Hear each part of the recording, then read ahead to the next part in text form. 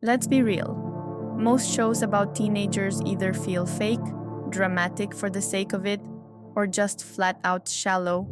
But adolescence, yeah, this one hit different. It's raw, it's quiet, it's honest in a way that makes you uncomfortable, but in a good way. Because it doesn't just show what teens go through, it makes you feel it. The silences, the eye contact, the moments when a character wants to speak, but doesn't. That's where the real pain is. And Adolescence captures that perfectly. No background music to tell you how to feel, no filters, no fluff. Just real kids, real pain, real emotional chaos, served straight to your nervous system. I'm Joe, and on this channel I talk about psychology, healing emotional burnout, and how to create freedom in a world that's constantly demanding too much from us. Now back to adolescence. How do you heal when the people who hurt you never said sorry? That's the question Adolescence episode 3 left echoing in my mind long after the screen went dark. This episode doesn't try to impress you. Just a boy sitting across from a psychologist, trying to speak and failing and trying again. It's raw. And honestly, it's one of the most emotionally intelligent things I've seen in years. At the surface, it's about bullying. And yes, it shows the quiet pain that comes from being targeted, laughed at, excluded. But beneath that, it's about so much more.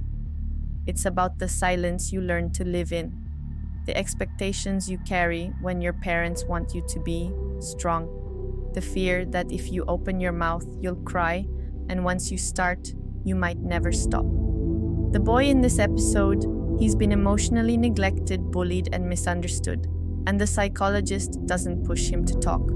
She doesn't say, "Tell me everything," she just waits. She listens. And it's in that silence that something beautiful starts to happen. The boy slowly realizes he's safe. That's what healing looks like.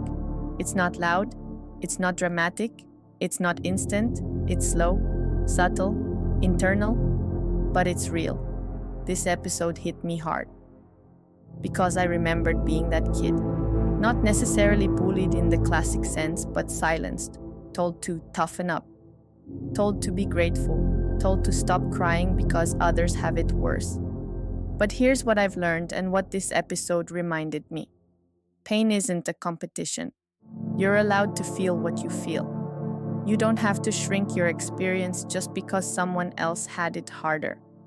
If you're being bullied right now, at school, at work, online, here's what I want to say to you.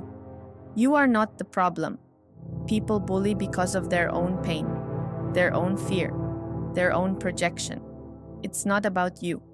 It never was. What you can do is protect your energy. Speak to someone you trust, even if it's just to say, "I'm not okay." Set boundaries, report abuse, block, leave group chats that make you anxious. And most importantly, stop trying to prove your worth to people committed to misunderstanding you. If you're carrying pain from childhood, this episode will probably bring it up. But that's not a bad thing. It means you're ready to look at it and maybe even release some of it. And if no one's told you this yet, you don't have to stay stuck in the pain someone else gave you. You get to heal. You get to move forward. You get to define who you are. Adolescence didn't just show bullying, it showed healing. It showed what happens when someone finally listens, and what happens when we learn to listen to ourselves. If you felt something during this video, please subscribe and share this with someone who might need it too. You're not broken, you're just becoming. And that process, it's sacred.